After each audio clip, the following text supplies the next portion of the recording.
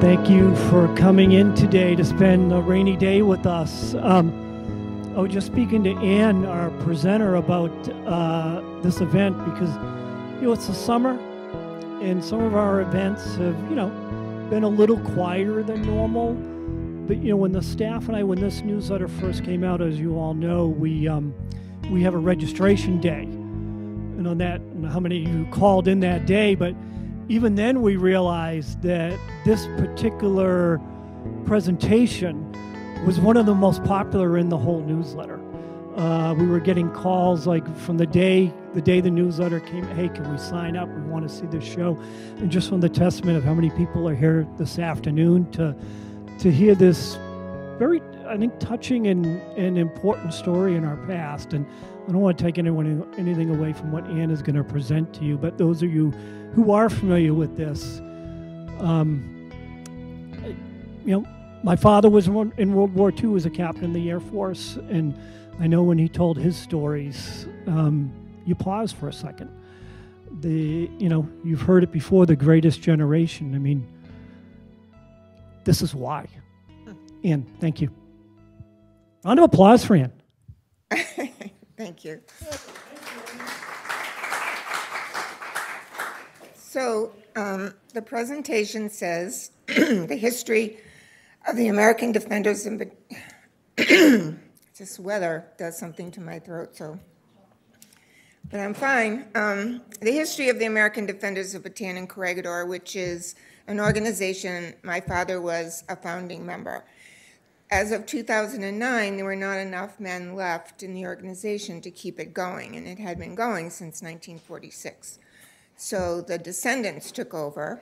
We're the Memorial Society for the American Defenders of Bataan and Corregidor, and our main purpose is to tell their stories and to help people find members of their family that they may not have known what happened to them. And I'll start kind of at the end by saying, when my father turned 64, a group of them went to the Philippines and went on a pilgrimage and went to all of the sites.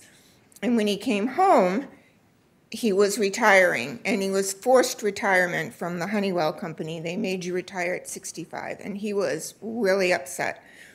So there used to be a radio talk show called Larry Glick. Does anyone remember Larry Glick? And if you had a good story, you got a Larry Glick t-shirt. So it was my dad's 65th birthday, and I called Larry Glick and told him that my father was a survivor of the Bataan Death March, 3.5 years in Japanese prison camp, and came home and founded the American Defenders of Bataan and Corregidor with a group of men from Boston. And it would be a good story. So he said, okay. So they called my family, and my mother answered the phone, and she goes, oh, Hank's out bowling. And Larry Glick said, it's his birthday, Helen. Are you sure he's bowling? She said, no, he is. So Larry Glick called back in a half hour when my dad was supposed to be home, and my dad started to tell his story, and that was the end of the night. They never put another person on, and people called in to say, we don't know what happened to our loved ones. So my father gave his name and contact information offline to help people find their loved ones, because that was part of what he did at the Veterans Administration. And that took him out of his depression over retiring. And he took on this whole new role of helping people find their loved ones. That's just one little story. But we're going to go to the beginning. So this is a story. This is not a history lesson. There is some history here. I'm not an expert in the Pacific War. I am pretty well versed on what my father went through. So it's the story of the son of Polish immigrants and what happened in his life that gave him the stamina and the courage to go through what he went through to survive and then be a successful person. So I don't have the pictures up on the screen, but I do have them over here.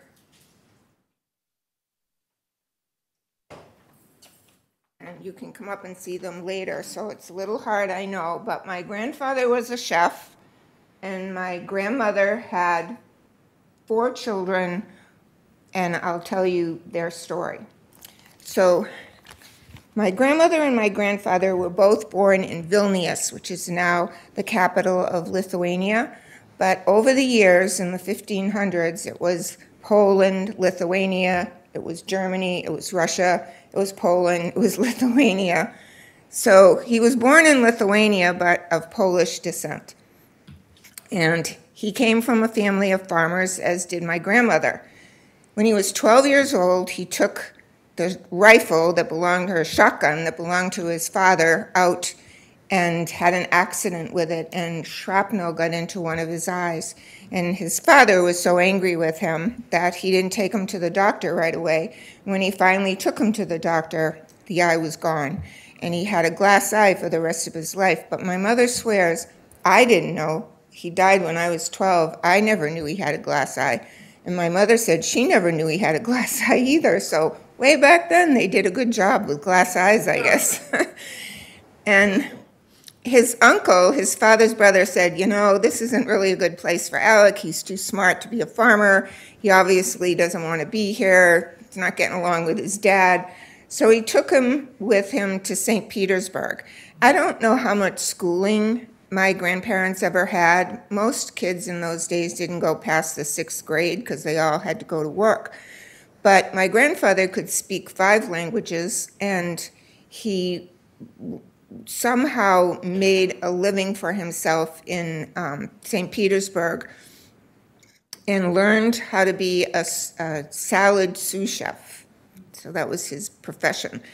But one day in the early 1900s, he was sitting in an outdoor cafe with a group of friends when the Cossacks came through on horseback, and they just started shooting randomly at people in stores. And my grandfather decided that this wasn't for him, and he was going to go to the land of opportunity. Now, we were always told that my grandparents met in Nashua, New Hampshire, but after my father died in 2009, my mother found a suitcase in the basement full of Polish letters written in Polish, and she took them to a friend of hers at the Council of Aging. And the woman said, these letters kind of indicate that they came over together. They had to go through from Russia to France I think they went Russia to Germany to France to England, and then took a boat to Ellis Island. So they traveled together because the letters were saying to my grandmother, Genevieve, Genevieve, Genevieve, why are you leaving us? Why are you going? Why would you do this? So they were running away together for sure.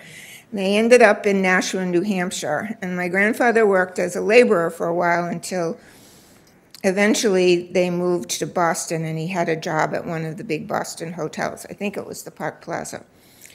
But first they had my father, and then 2 years later they had Raymond, and Raymond died when he was 2 at a swimming accident at Revere Beach, and nobody really knows the story. They just know he died.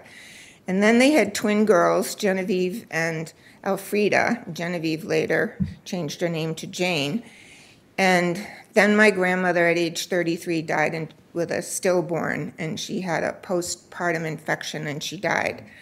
So my grandfather is now working at a hotel where they sent him to Nassau in the winter and the Cliff House in Maine in the summer, and the rest of the time he was in Boston. But in those days, if a child lost a parent, they were called half orphans. So you could go to the New England Home for Little Wanderers and place your children, but not give up your parentage, pay for their care, visit them, but they would be in care. So from the time my father was 8 until he was 15, and the girls were 4 until they were 12, they lived like that. The first place that my father was sent, he begged the woman to bring his 2 sisters, and she did, and they stayed together for 18 months. But then one child got sent to live with a family as an au pair, and she said she had a good life, but she was definitely there to take care of things. And my other aunt, Elfrida, was both, let me just say, both these girls were Grace Kelly, drop-dead gorgeous, blonde, blue-eyed little girls. And supposedly Aunt Elfrida was molested multiple times, and she never really was a very happy person. She lived a very difficult life and died very unhappy. And everyone sort of thinks that that's what happened, but nobody talked about it in those days. When the family got together, they were in the West End, and they went to Cathedral High School. Anyone recognize that name? It's where the Cardinal has his home base. I actually taught there for 8 years as the school nurse and the health teacher. I just couldn't believe that they had the same floors and walls, and everything was like it was when my dad was there, except maybe some desks and chairs had changed, but some of the desks and chairs were pretty old. And then my father couldn't get a job after high school. It was the Depression. It was the 30s. So he went to work for the Civilian Conservation Corps under the WPA system that President Roosevelt set up, and he planted trees at Fort Devens, which is kind of interesting because when he came home from the war, they sent him to Fort Devens. So he went back to the place where he had planted trees. He really liked being outdoors. Maybe it was the farming genes in his body. So he heard of a program in Colorado where you could go to Denver and get a free college education learning forestry. When he got there, it was not true. And he didn't have any money, so he joined the Army. And the Army sent him to Luzon in the Philippines. Now, he had met my mother, when he was 19 and she was 18 on a blind date. And they really liked each other, but my father didn't have a lot of money, and my mother said he was very inconsistent. I'd see him, and then I wouldn't see him, and then I'd see him, and I wouldn't see him. And later, after we were married, he told me it was because he just didn't have any money, and he just didn't want to come without being able to take her out.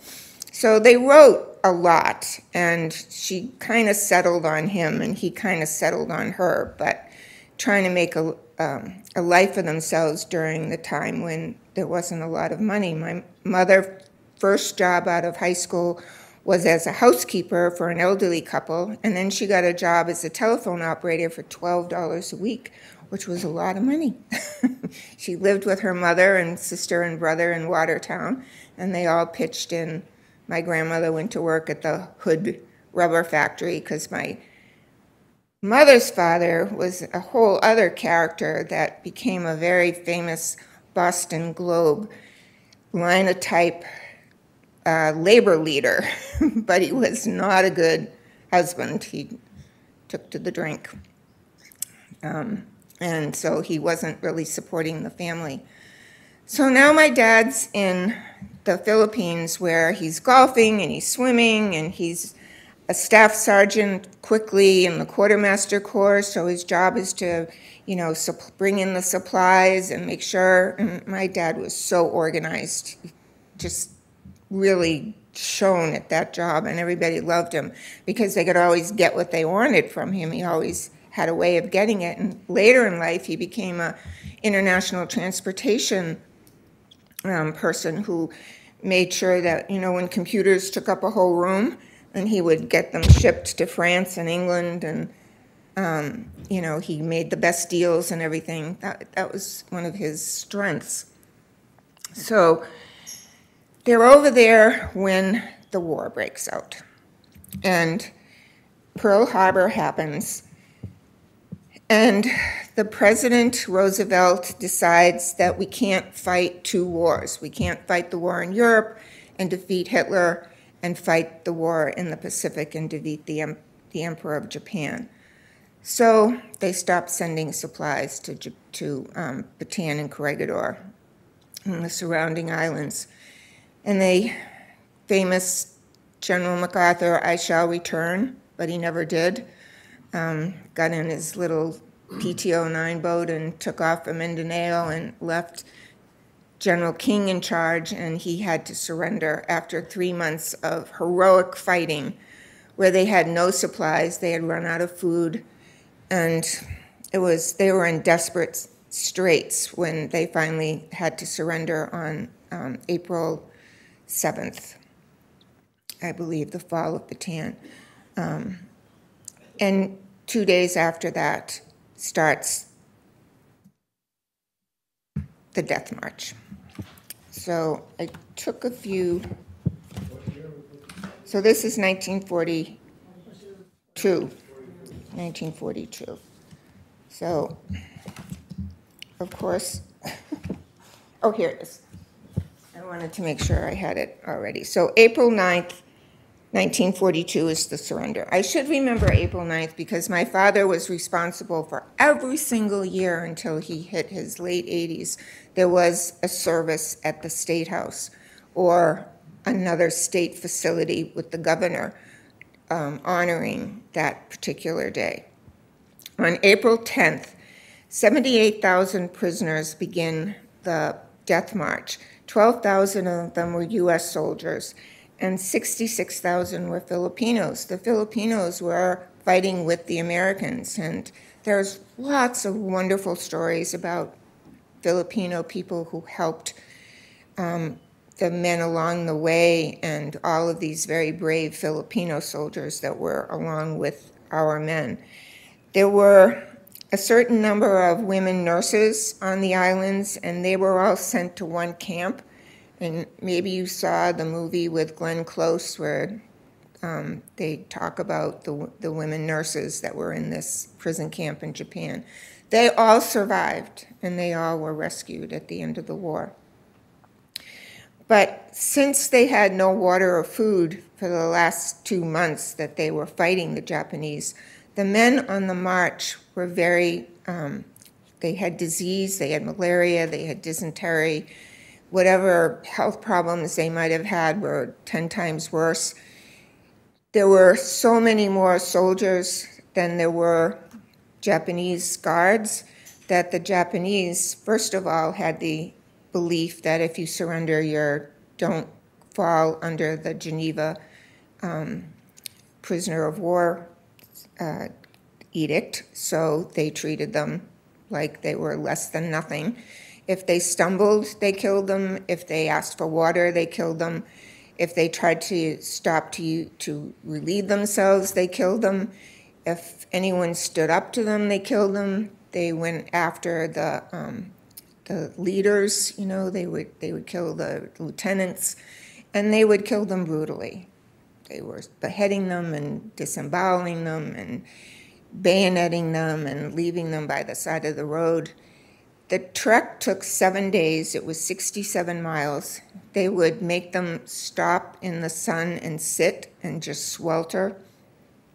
They were trying to get rid of some of them. They didn't want all these prisoners to where they were taking them to Camp O'Donnell. They didn't have enough supplies to take care of them, so they didn't mind if they killed a lot of them. And let's see,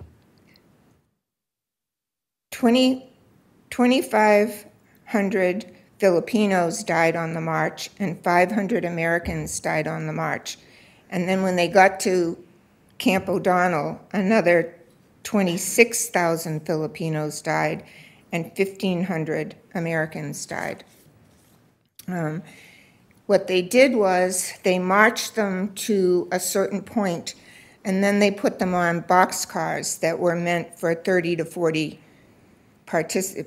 people or animals, but they put 110 to 120 in them, so the men couldn't sit down. There was no food or water again, no place to relieve themselves. Men just died, and so there were men dying around them. Now, I never knew any of this stuff growing up. We knew my father had grasshopper and bedbug, cockroach races with his roommates. He never told us any of this stuff. It wasn't until Tom Brokaw did a show on the hell ships that I was 37 years old, and that was a long time ago, when I really began to understand what they went through. So they get on these boxcars, and they have 7 more miles to walk till they get to Fort O'Donnell. And that's where they stayed for a very long time. So I know that my father, because he was a quartermaster, he was able to stuff some quinine and aspirin in his pockets. Now that would have gotten him killed if anybody found that. And but he was able to help some people with some medicine along the way. And because there were so few Japanese soldiers compared to the men, there were times during this trek that they could, if you were smart enough, go into the woods and rest in the shade for a little while. And my dad did that. And he kind of said that he never again really said too much about what it was like living in foster care, but he did have to learn how to fend for himself. So he felt like he had learned a lot of survival tricks as a child, and that helped him. I mean, he was a big, strong Polish man, but by the grace of God, his body kept him healthy enough to get through this. There was an American journalist and war correspondent for the Stars and Stripes named Frank Hewitt, and he coined this phrase that the Americans held onto in their keeping them as a group together and supporting each other. It says, "We're the battling bastards of Bataan. No mama, no papa, no Uncle Sam. No aunts, no uncles, no cousins, no nieces, no pills, no planes, no artillery pieces, and nobody gives a damn." But that kind of kept them strong in a very strange way.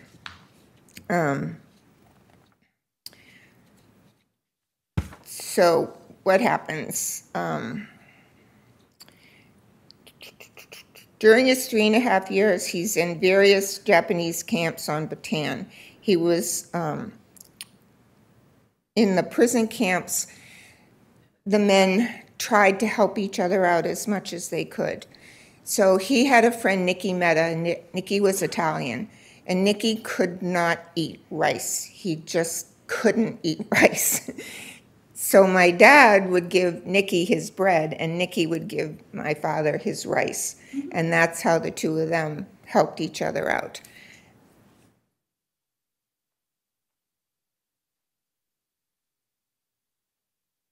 My father took a tin can and somehow made a book cover, and they found some paper and pens, and it says Sergeant H.J. Wilayto, Quartermaster Detachment, Camp Hay, Philippine Islands. They kept to, they didn't admit that they were in prison camp. And the men sat around and made up recipes because they were so hungry. And some of the recipes are so awful. Hard boil an egg, cut in two, remove yolk, refill with paste of honey, peanut butter, raisins, or what have you. Close and seal and dip in chocolate. Roll in crushed nuts and chill. That was one of their lima bean cutlets. Seriously, that's what they wanted to eat. So my sister took the scribbles and reprinted it into these little books for us. And we just have this wonderful piece of memorabilia from his time there. How they could help each other out. So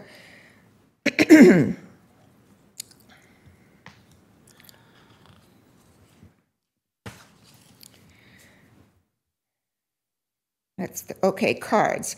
Very little Red Cross supplies landed at the prison camps, but Dad brought home a well-worn deck of aviator playing cards, and I still have those. I don't bring them around anymore because they're falling apart.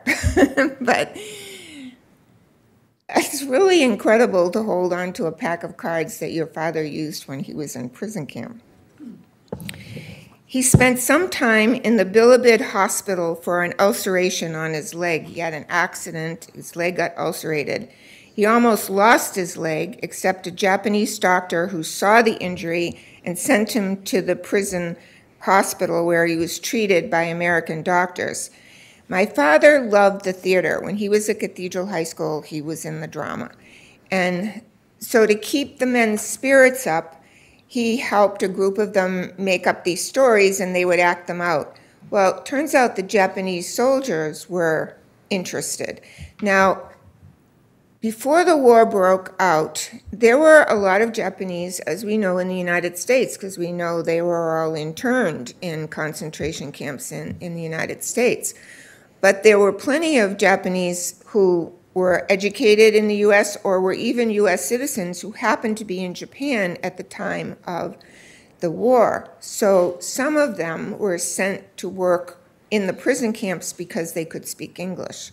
So they enjoyed the theater. So they kept my father and his buddies in the hospital for 3 extra months until they got tired of their stories. But it was another way that my father used his wits to get food and to get rest. And they also liked his stories. At Camp O'Donnell, Dad volunteered for burial duty so he could ensure that the men were treated with respect. Now, my father had blonde hair, but he had a red beard. My brother Alan has red hair, and my sister Meg's 2 kids have red hair. It definitely went through the family. And one of the conventions, so the American Defenders of Bataan and Corregidor had a convention every year all over the country. And at one of them, this guy went up to my father and he says, "I know you, you're Redbeard. We would see you coming around for the burials, and we would say to ourselves, I'm not letting that Redbeard get me." And, again, another example of what men used to keep themselves alive during these very difficult times. Next, he went to Nielsen Field to work as a pick and shovel laborer. Actually, that's where he was injured, where he went to the hospital. And then after leaving the hospital, they sent him to a farm where they were planting and harvesting sweet potatoes and a spinach-like vegetable.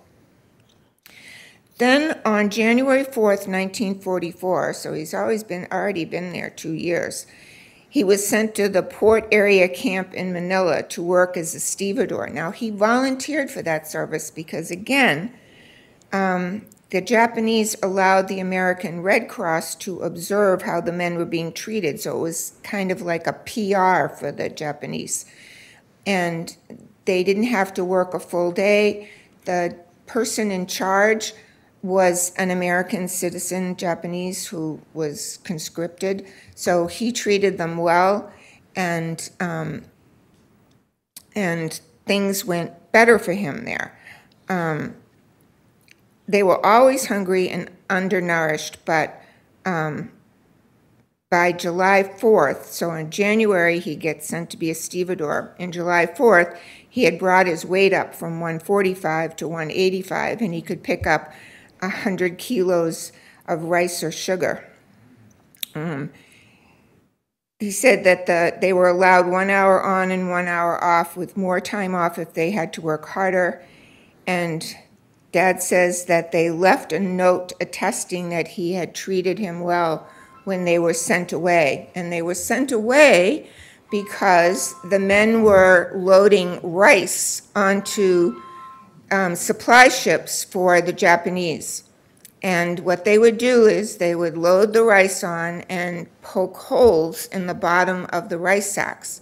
And then they would somehow manipulate the water system so that when the ships got out to sea, the water would flood, it would fill up the rice, which would double in weight, and they sunk 3 ships. So the first time they sunk a ship, nobody thought anything. The second time, they got a little nervous. The third time, they decided that these guys were doing sabotage, and they decided to get rid of them. So what did they do? They put them on the hell ships. So this is an example of the men had the ability to make these cameras. They had cameras and they took pictures. So there are some pictures that come from the Japanese, but there are some pictures that come from the Americans. And this is what the barracks look like. And now they're on the house ships. So unfortunately, the house ships were not identified as holding POWs. So a lot of men died because the Americans bombed the ships thinking that they were Japanese merchant ships. Again,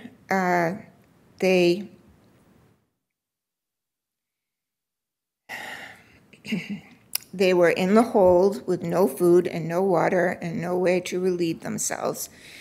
And my dad said that they would just pile the dead up in the corner. And one of the Japanese soldiers that was American also came over to my dad and a group of his friends and said, "Look," and one of the men was wiggling his finger. So my dad and the men pulled him out. Turns out later, because one of my dad's best friends' name was Herb Hausman. Herb was a piano player. So I guess he had strong fingers. They nurtured him back to health enough to make it so that he made it through the house ship, and he survived the rest of the war. But when he got to the next camp in Japan, when he would pretend to play the piano, and when the Japanese saw that, they broke all his fingers. But Herb Husband made a living playing the piano. Didn't stop him.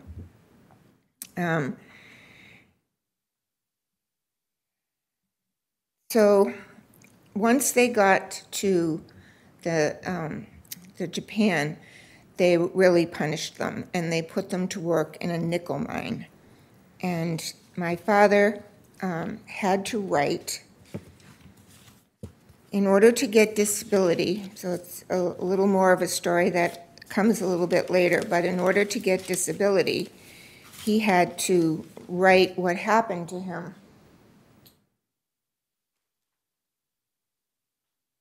To prove that, he deserved disability. So when he's in the nickel mines, this is his copy, how you used to do tracing paper when you typed on a typewriter. Let's see.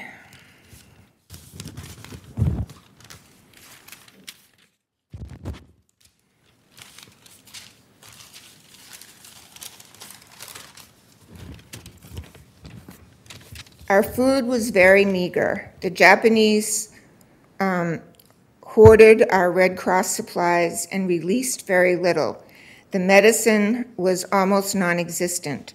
During the 13 months I spent here, I was subject to serious infections which prevented me from working for over 3 months.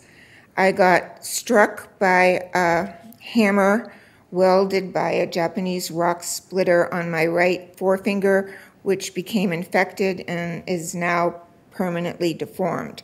Another time I was struck on my left leg by a heavy truck used for transporting nickel ore. This truck was being unloaded by a Japanese, and he failed to warn me in time to prevent my moving away. This wound became infected, and I lost a lot of blood before I could get medical care. There is a large V-shaped scar on my left outer calf as a result. Besides being underfed, overworked, and beaten, we were mentally tortured as well. The Japanese told us we could write home every so often. Many of these times, the letters were never left camp, and the Japanese used to read them for amusement. We would be awakened in the middle of the night for no apparent reason to stand roll call or teniko in Japanese. I've watched men being brutally beaten for stealing vegetables. I was beaten over the head with a thick wooden sword, and water was poured down my nostrils, all for bringing into camp mountain spring water against orders. Many a winter night, we returned from a 12-hour work day, hoping for food, and a fire to warm up, with only to be told to stand in formation for the rest of the night. So one of the times that I went to a celebration for April 9th, they had a table set up with all these pictures on it, and there were these pictures of these men with like a clothesline, and they had their hands tied behind their back, and they had, swung up so their feet were just barely touching the ground. And I said, Mom, I've never seen this before. Oh, that's Mr. Billy, that's Mr. So-and-so, that's so-and-so. I'm like, oh my God, I know all these men. And there they were, in a torture situation. It was just crazy. So what happens? Nagasaki and Hiroshima. My dad says he would never have survived if they hadn't ended the war when they did, because they were working. They had size 14 boots. They were not allowed socks. Their feet were corroding. They were down to 140 pounds. They were sick all the time. And the truth is, the bomb that hit Nagasaki was supposed to go to a different site. And if it had been dropped on the different site, it would have annihilated the prison camp. So Mother Nature is why I exist today, which is another just crazy part of the story. So the Japanese all take up and leave, and they go, we were good to you, we were good to you. And the Americans drop down leaflets, and they say, what do you want? And somehow or other, they got message to them they wanted coffee, sugar, and evaporated milk. They were dying for a cup of coffee. And they sent them some food and some clothing, and they told them to wait to be rescued. Well, the men in my father's camp said, no way. And they said, listen, they must have had a walkie-talkie or something, because they were communicating with them. Said, we're commandeering a train, we'll see you in Yokohama. So they got on a train, and they said that the people welcomed them. And they ended up in Yokohama. They report to the Army office there. They put them on planes and sent them to Hawaii. And the first thing they did was give them a pancake breakfast. And they kept them there for 6 months to have medical care and get them back in shape. And then they sent them home to wherever they lived. And so they went to California, and they took trains. And Dad said they were on Pullman cars and treated like royalty, like the whole trip across the country. They had anything they wanted. So they end up at Fort Devens, and they tell the families, your men are home. And so my father everybody's outside, like, oh, where's my wife? Where's my daughter? Well, my father's sitting inside with a newspaper in front of his head, and my mother and his 2 sisters and his father, they're looking all over for him, and they can't find him.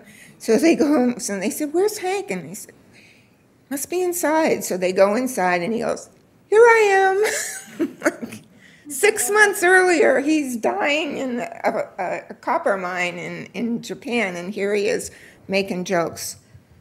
So the first thing that happens is he gets his back pay, goes to Long's jeweler, and gets this really tiny little diamond, and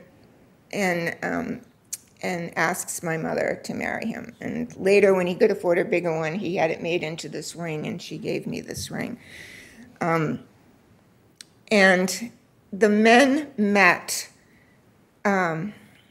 that were in the Boston area and said, we just can't go on and live our lives. We have to help our fellow, and we have to help the Gold Star mothers who lost their loved ones in the war. We can't just go on with our lives. So they decided to start the American Defenders of Bataan and Corregidor. Boston welcomed them with open arms. They had this parade. They closed the schools. It was a ticker tape parade. It was a huge event. And then the men started meeting And here's the original group of men that got together, my dad on the far right, to establish the American Defenders of Bataan and Corregidor. This is my parents' engagement night at the Coconut Grove, I think, or Blindstrom's. They were at Blindstrom's, not the Coconut Grove, Blindstrom's. They had been to the Coconut Grove, but no, they were at Blindstrom's. And my mother said, he was so chunky. He left a really thin person. She thought he'd be emaciated, but all those pancakes, I guess, did it for him. So they started meeting together informally. The first meeting was on January 26, 1946 at the Base Theater at Fort Devens. There's a plaque there at Fort Devens that acknowledges them. The buildings, yeah, and you can see the plaque commemorating the event. Many organizations and individuals honored the men with luncheons and other events. By March 21st, 1946, now my parents were married in June of 1946, and I was born in March of 1947, so things were happening pretty quickly. They established the ADBC organization with a signed charter, and Dad's name is on the charter. April 6th, 1946, the first annual convention was held at the Hotel Bradford. Remember the Hotel Bradford? There was a parade downtown, yeah. School was canceled. 1,300 people attended the reunion banquet. In June 1946, the first picnic was held at the Bridgewater, at a farm, a veterans farm in Bridgewater, and that went on forever. My whole childhood was every summer we went to this farm. They had pony rides for us. And the men would sit around the garage. So he had a farmhouse, and then you went down like this, and the garage was underneath the house. And it had a big driveway, and all the men would sit around the driveway and talk about their experiences while the women were all getting the picnic together, and the kids were all playing games and getting pony rides. And I said, Mom, why does this guy always bring chocolate-covered grasshoppers? Like, why do they all eat those? And that's because they ate grasshoppers for protein. So they thought it was a big joke. In 1946, the first permanent headquarters was set up at 120 Boylston Street in Boston. In August 1946, the first edition of the Quan was published, and the Quan means unity, and there's a copy of a recent Quan. It will always list activities around the region. It started in Massachusetts, but it quickly became national. My father was the national commander a couple of times, and the white hat means he's a national commander. The blue hat on the table is what all the men had. And so every year they would have these conventions all over the country, and the Quan came out 4 times a year. And if someone passed away, it would do a memorial. If there were information that they needed to know as veterans, it would be there. They did not have, and I say this all the time to veterans that I meet that are from Iraq and Bosnia and Afghanistan, they didn't depend on the government to support them. They created their own support system. So they knew what they needed. And they did not have the suicide rates. I never heard of anybody committing suicide. I'm sure there must have been a few. I know that there were a lot of men that had post-traumatic stress, including my father, because you could never be hungry, he was always hungry, or you could never be cold, he'd always been colder. If you didn't like what you ate, how'd you like to eat fish heads? Yeah, he had a lot of ways to policing the backyard. Oh my goodness. Anyway, they just didn't have that. And in Boston, the Veterans Administration has a POW office that my father was very active in. He became the ombudsman at the Elizabeth Norse Bedford Veterans Hospital for many, many years. I one time went to a lecture at Boston College when Charlie Baker was head of Harvard Pilgrim, and it was about veteran services. And the head of the VA in Massachusetts was there, and I went up and I said, "Hi, my name is Ann Wilayto Bishop." And he goes, "Are you related to Hank Wilayto?" And I said, "Yeah." "Your father was Hank Wilayto?" Like, because my father was single-handedly responsible for any POW in Massachusetts gets full disability benefits. If you were there for 1 day or 3.5 years or 6 years, you got full benefits, which helped immensely as people aged, especially because the veterans often aged with medical issues. There was a place in Pensacola run by the Navy, but they chose to study POWs. So every 2 years, my father would go down there and they'd do all kinds of tests and everything, and they would tell my mother, "This guy's, you know." When my father came back from the service, the doctor at Fort Devens told my mother, "He probably won't live past 55 and you won't have any children." And he died at 92 and he had 5 kids. And that was because of the rhythm method. He probably would have had 10. but yeah, I lost my train of thought. But anyway, okay, so the second convention was held in April of 1947. So I'm born in March. In April, my parents got a babysitter and went off to the Boston City Club, and my dad was the national chairman that year. So that must have been a big night out for them. And then the conventions were held across the country annually. Each state chapter had its own agenda. As I said, Dad made sure that April 9th, the fall of Bataan, was recognized by governors. There's some pictures over there of some of the governors, but I met Peabody and Saltonstall, and he wasn't governor, but all the early ones. Some of the other accomplishments was to ensure that they were all apprised of their rights as POWs. He got the full disability status. He worked closely with the Veterans Office in downtown Boston to provide counseling to those in need.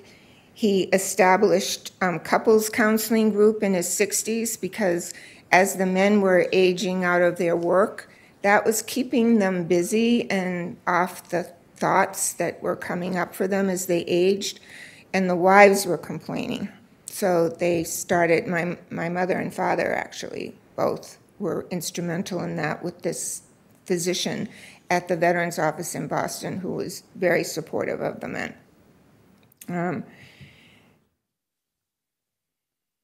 My mom and dad volunteered for decades in retirement at the Edith Norse Memorial Veterans Hospital in Bedford. She was very instrumental in establishing the American Defenders of Bataan and Corregidor. She was their big support. And as I said, this organization knew the stresses and they knew what the Gold Star parents needed. And they wanted to make sure that no one forgot the sacrifices these veterans made to keep our country free. The veterans themselves have mostly died out. So as I said, in 2009, San Antonio, Texas, my mother, my sister, and I went, and there was, it was the end, and then the descendants were taking over. So it was a very emotional time. The representative from Japan came and made a formal apology. Some people were okay with that, some people were not, because President Truman signed a bill that said that the men could never sue for compensation for all those years of labor. And a lot of men still were angry about that. Here, let's see if there's anything else that I wanted to say. This is their wedding day. Oh, yes. My dad stayed in the Army. He was going to stay in the Army forever. But and so he became a recruiter in Boston. And the first apartment that they had where I was born was right next to Symphony Hall, and his job was right down the street. Mom said that he would come home every day and take me for a buggy ride while my mother took a nap. He was very happy. And when I was 9 months old, the Army doctor said he had TB because they did an x-ray and he had marks on his lungs. But he never had TB. He had beriberi, which is what happens to your lungs when you're starved. But the Army sent him to the TB hospital in Colorado for 9 months. And he laid around and he hooked drugs and he did engravings on copper. And my mother, they had bought a house in Weymouth on the veterans, they had a lot of programs for veterans, so you could get a low interest house. And in Weymouth, they had all these developments with 5-room homes for veterans. So they had a little 5-room house down in Weymouth. It had a nice fireplace, big backyard. My mother rented it and moved back to Watertown to live with her mother, her sister, and her brother. So my grandmother gave up her bedroom. She moved in with my aunt, and my uncle slept on the couch. He lived like that for 9 months. Meanwhile, my mother was pregnant when my dad was sent away. So finally, he gets discharged just before my brother Phil is born. But the Army wanted to take his lung. And one of the Army doctors went in and sat down with my father, and he said, "Hank, you need to get out of the Army." He said, "They're going to make you get rid of your lung, and you're going to be debilitated for the rest of your life with only one lung." He said, "You do not have TB. You have beriberi." He said, "You need to get yourself discharged and live your life." And so that's what he did. And he immediately got a job with the American Red Cross. Now, the way my father survived his PTSD was he was a volunteer. He volunteered after the Red Cross. He started working in electronics and ended up at Honeywell as an international traffic manager.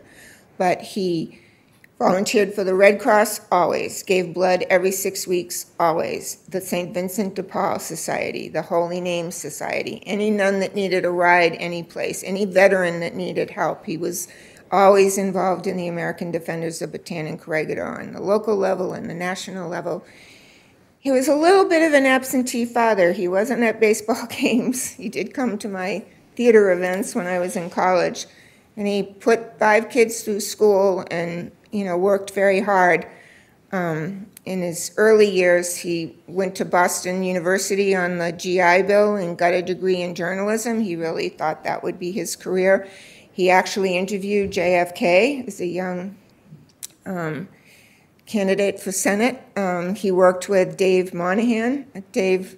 What was his name? Dave, the radio guy that used to have, do all the recipes.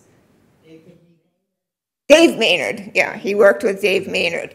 But that wasn't making a living for him, so he ended up in electronics, and finally as that.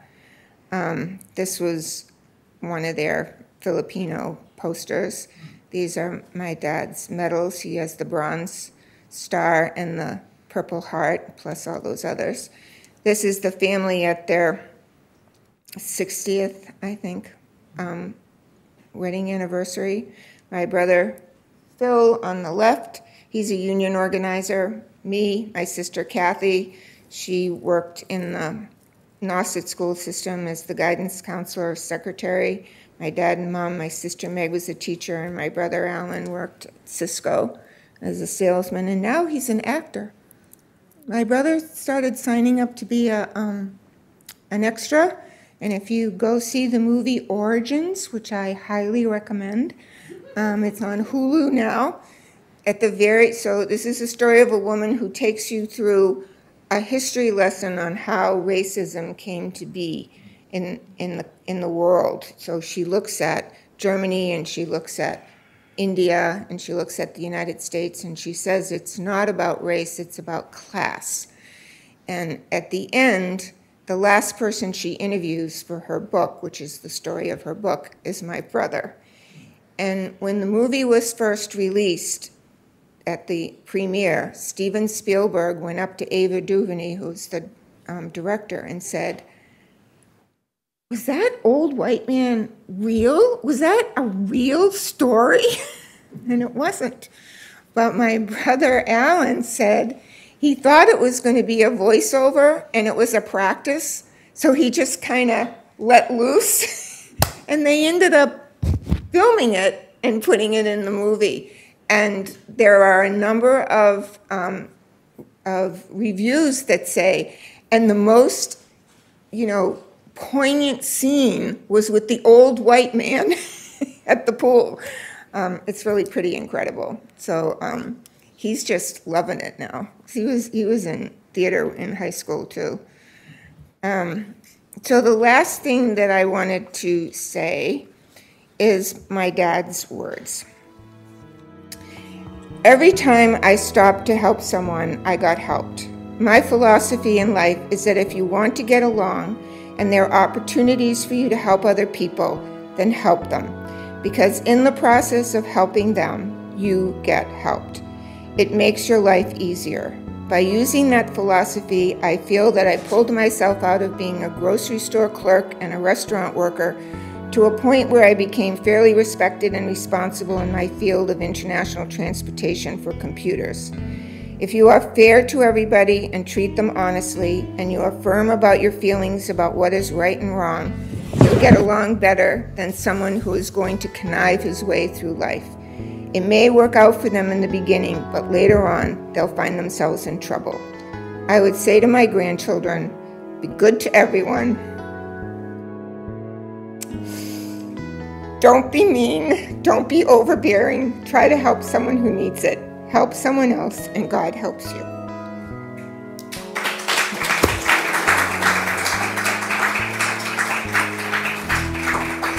So if anybody wants to take a look at these, this was the history of the American defenders of Bataan and Corregidor, and the little piece of paper is my dad's story.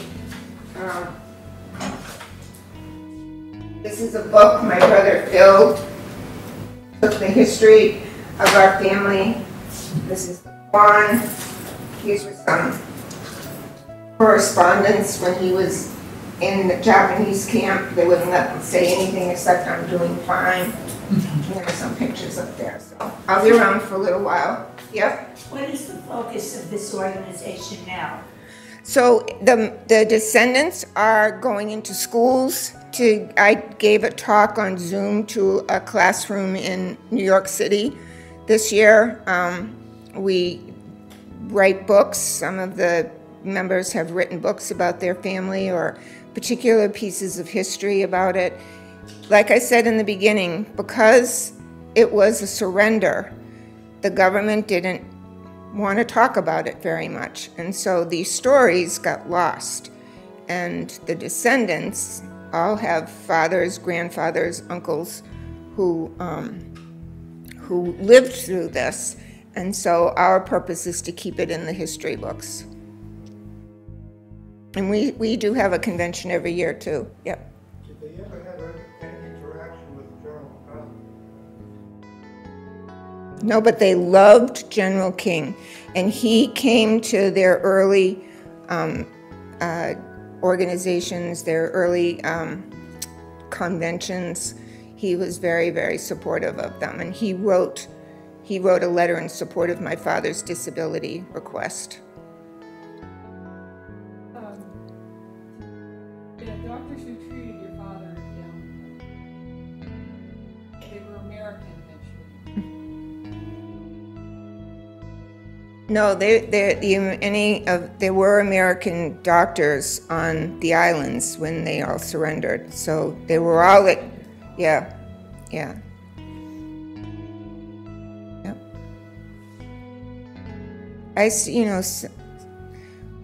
A very good friend of mine, her father, Frank Macy, and my dad were really good friends. And Colleen and I talk sometimes about what it was like to be the oldest daughter with a father who went through all that, because he just wanted us to have the best life ever. And I went to Bataan High School in Cambridge. I went to Boston College School of Nursing.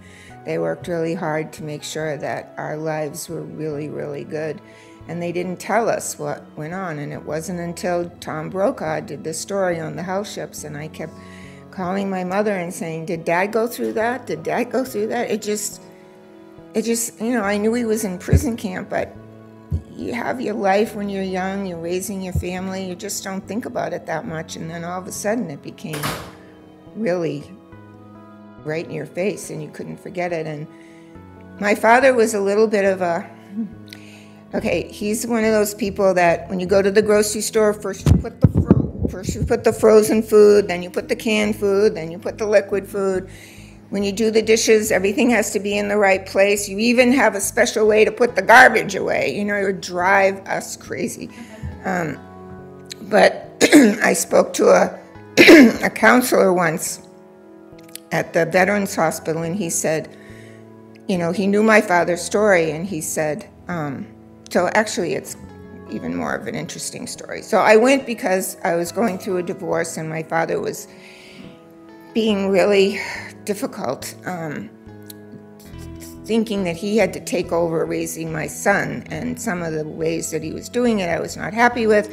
So I went to the veterans to talk to somebody about it, and they put me in a room with a Native American man from the Micmac Indian tribe, and he looked just like the guy on One Flew Over the Cuckoo's Nest. He was like 6'5" and gangly arms, and he sat down and he said, you know, how can I help you? And I told him what was going on. He said, what's your father's name? And I said, well, I don't want to say his name right now. Let me just tell you the story and you tell me what you think you can do. And so he said, well, of course, we have this man who works with the veterans who would be very good with your father. And I said, well, what's his name? And he said, Hank Wilayto. And I said, that's my father. And so this is, I can only tell this now because my father has passed away, but the Native American man said to me, his name was John Lewis, he said, would you like a healing? He said, I know your father's story. So I sat in the chair while he told me my father's story of prison camp and what they did to keep sane, and the grace of God lifted my pain. Just lifted my pain, and I went home, and Dad would say, you're not putting the garbage away, right? And I said, well, why don't you tell me how to do it, Dad? Instead of getting angry with him, you know, and things got a lot better. So, yes. Yes. Was anything ever done about the conditions of the Death March? I mean, pride was taking on. Right. Well, like I said, Truman sort of... Germany, they war crimes. No, Truman wrote that away. Truman dissolved that. They did not go after the emperor or... Didn't do a thing? No, and that's what made... Oh, that's why they said the battling bastards of Japan. You know, of Bataan, they really resented that. And there was an apology from the ambassador, but a lot of men didn't accept that. They felt that they should have been compensated. And nothing against the Mitsubishi people now, but they own the copper mine that almost killed my dad, so we don't buy Mitsubishi products. No, nothing was ever done.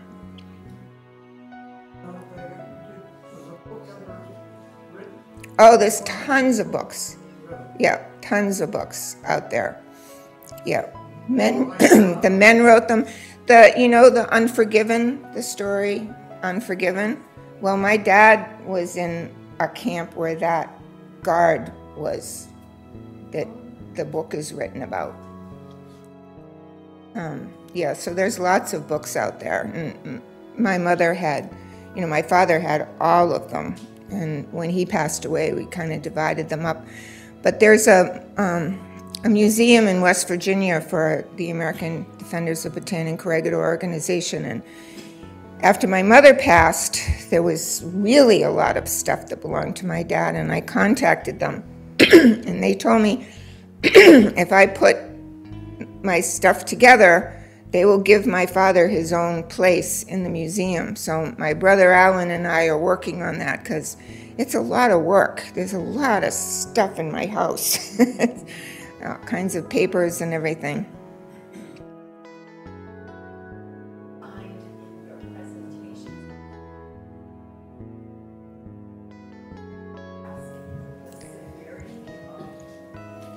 They're surprised.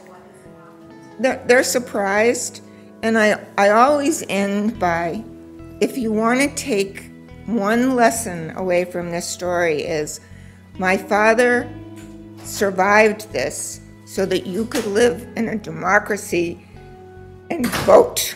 And that was his big thing. Everybody needs to vote.